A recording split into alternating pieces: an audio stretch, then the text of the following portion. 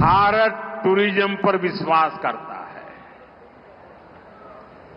Tourism लोगों को जोड़ता है, लेकिन पाकिस्तान जैसा देश भी है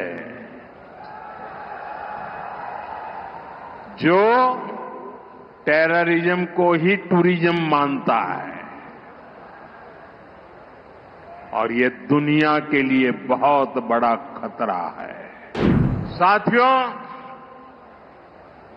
भारत टूरिज्म पर विश्वास करता है।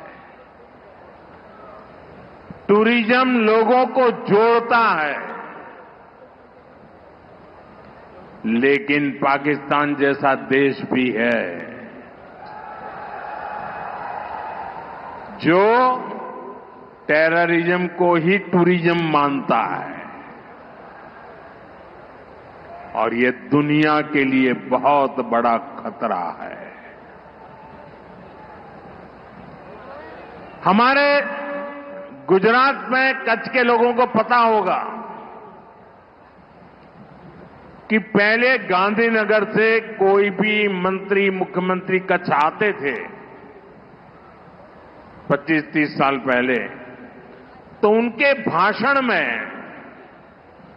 पाकिस्तान से शुरू होता था, पाकिस्तान पूरा होता था, और कच्छ वालों को बार बार याद कराते थे पाकिस्तान, पाकिस्तान, पाकिस्तान। आपने देखा होगा 2001 में मैंने तय कर लिया कि मैं समय उसमें बर्बाद नहीं करूंगा।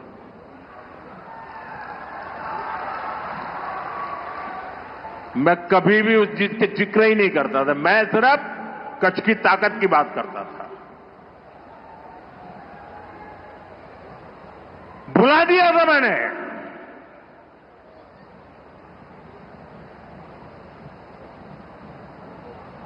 और कच्छ के लोगों ने पूरे सामर्थ्य के साथ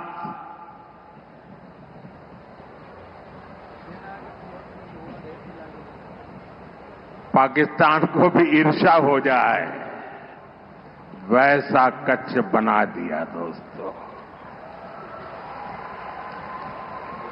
साथियों, हमारी नीति आतंकवाद के खिलाफ जीरो टॉलरेंस की है। ऑपरेशन सिंदूर ने इस नीति को और स्पष्ट कर दिया है। जो भी भारतीयों का खून बहाने की कोशिश करेगा,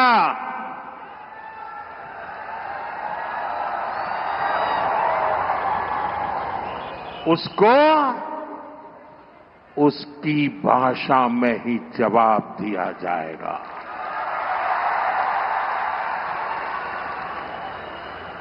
भारत पर आंख उठाने वाले किसी भी कीमत पर बख्शे नहीं जाएंगे। साथियों, ऑपरेशन सिंदूर मानवता की रक्षा और आतंकवाद के अंत का मिशन है।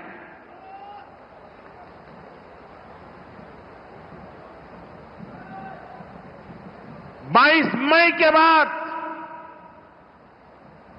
मैंने कभी छुपाया नहीं, सीना तानकर बिहार की जनसभा में मैंने घोषणा की थी,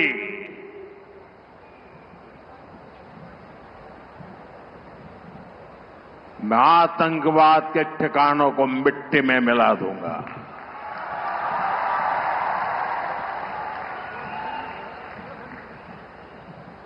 पंद्रह दिन तक हमने इंतजार किया, फिर पाकिस्तान आतंकवाद के खिलाफ कोई कदम उठाएगा,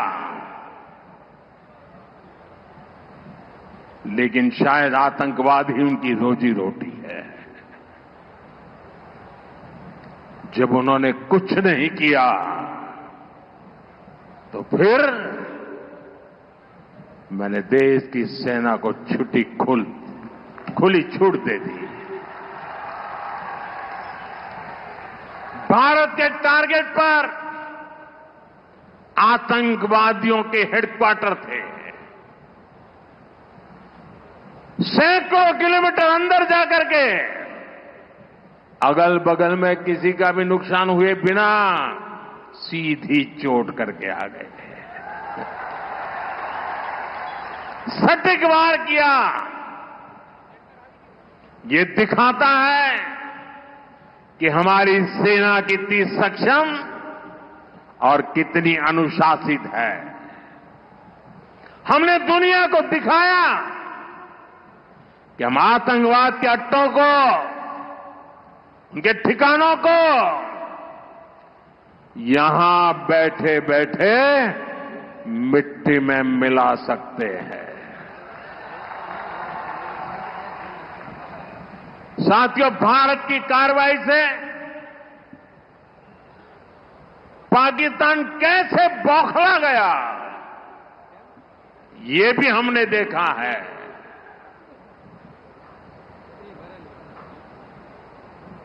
नौ तारीख रात को हमारी कच्छ की सीमा पर भी ड्रोन आए। ड्रोन उनको लगता था कि मोदी गुजरात का है तो जरा गुजरात में कमाल कर हुए मालूम नहीं है। जरा 71 को याद कीजिए, ये जो वीरांगना यहां आई थी ना, उन्होंने तुमको धूल चटा दी थी। ये माताएं बहनें उस समय 72 घंटे में रनवे तैयार कर दिया और हमने हमले फिर से चालू कर दिए थे। और आज मेरा सौभाग्य है कि 71 की लड़ाई की उस वीरांगना माताओं ने आकर के मुझे आशीर्वाद दिए हैं। इतना ही नहीं, सिंदूर के वृक्ष का पौधा भी दिया है। माताएं बहनें, आपका दिया हुआ ये पौधा अब पीएम हाउस में लगेगा।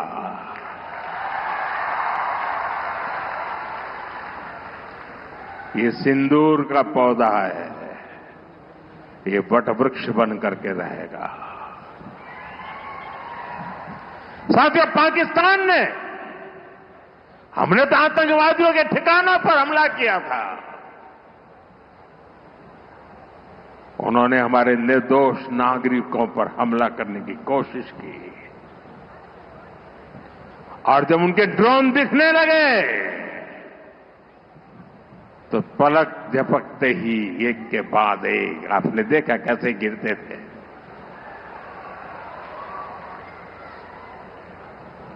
और तब भारत ने भी उनकी सेना पर 2 गुनी ताकत से हमला किया। भारत ने जिस सटीकता से पाकिस्तान के एयरबेस को, उनके सैनिक ठिकानों को तबाह कर दिया, उससे दुनिया हैरान हो गई। जैसा मैंने कहा, आपने तो 71 की लड़ाई देखी है। इस बार पूरा पाकिस्तान कांप रहा था दोस्तों, कांप रहा था। और 71 में वो सोचते थे कि हमने भूज के एयरबेस पर हमला किया था, और उस समय हमारी बहनों ने कमाल करके दिखा दिया था, बहादुरी की मिसाल दिखाई थी। और साथियों, पाकिस्तान के हमले का जवाब हमने इतनी ताकत से दिया कि उनके सारे एयरबेस आज भी आईसीयू में पड़े हैं, आज भी आईसीयू में पड़े हैं। और तब जाकर के पाकिस्तान शरणागति के लिए मजबूर हो गया। पाकिस्तान को लगा बच नहीं सकते, भारत ने रौद्र रूप दिखा दिया है और आखिरकार ये हमारी सेना का पराक्रम था, ये हमारी सेना का साहस था, ये हमारी सेना का सटीक ऑपरेशन था। कुछ ही घंटों में पाकिस्तान ने सफेद झंडा फहराना शुरू कर दिया। उन्होंने कहा कि हम गोली नहीं चलाना चाहते। हमने कहा हम तो पहले भी कह देते थे भाई, हमने तो पहले ही कहा था। हमने आतंकवाद के ठिकानों को तोड़ना था, मारना था, सबक सिखाना था। उसके बाद तुम्हें चुप रहने की जरूरत थी, लेकिन तुमने गलती की तो तुम्हें सजा भी भुगतनी पड़ी। साथियों, भारत की लड़ाई सीमा पार पल रहे आतंकवाद से, जो आज इस आतंकवाद को पाल पोस रहा है, उससे हमारी दुश्मनी है। मैं कच्छ की इस धरती से, पाकिस्तान की सीमा पर सटा हुआ मेरा जिला है, मैं पाकिस्तान के लोगों को भी कहना चाहता हूं, क्या पाया आपने? हिंदुस्तान दुनिया की चौथी इकोनॉमी बन गया और तुम्हारा हाल क्या है? तुम्हारे बच्चों के भविष्य को बर्बाद किसने किया? तुम्हें दर दर भटकने के लिए मजबूर किसने किया? ये आतंकवाद के आकाओं ने।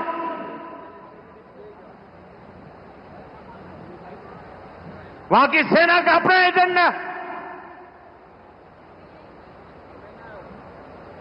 पाकिस्तान के नागरिकों, खास करके वहां के बच्चे, ये मोदी की बात कान खोल करके सुन लो।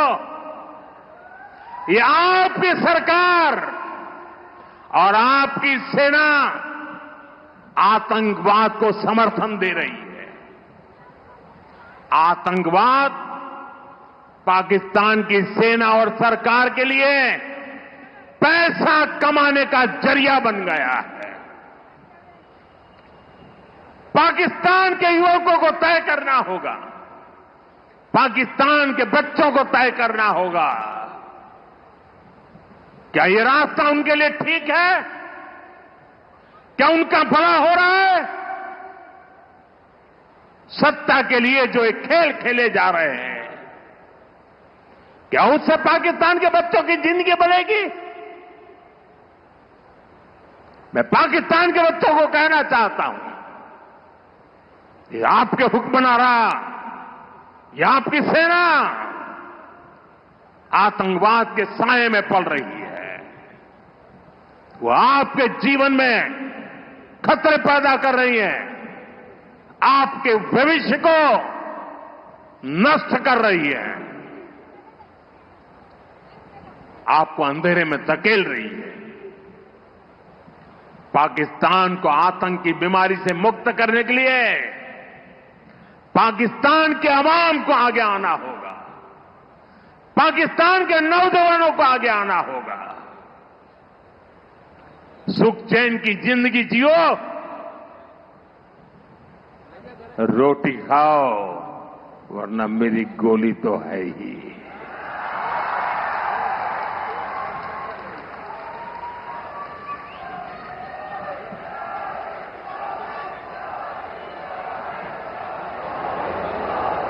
साथियों,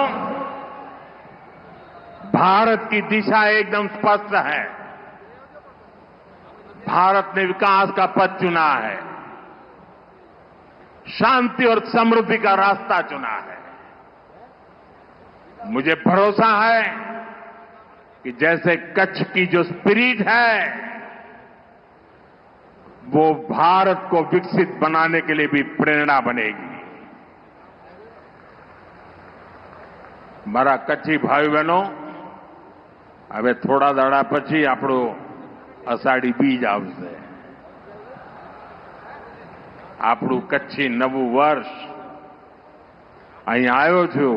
પહેલા તો અહીં અષાઢી બીજે આવવાનો મોકો લેતો હતો, પણ હવે આવવાનો નથી. તો આજે આપણા અષાઢી બીજના નવ વર્ષની શુભેચ્છાઓ મારા કચ્છી ભાઈઓ બહેનો દેતો જાઓ. કચ્છના મારા વાલા ભાઈ બહેનો, આપનો પ્રેમ, આપના આશીર્વાદ, અને આજે જે રોડ શો કર્યો આપે આટલી ગરમીમાં, એરપોર્ટ ત્યાં સુધી માનવ મહેરામણ ઉમટ્યું હતું. કચ્છને મારા 100 સલામ દોસ્તો, 100 સલામ.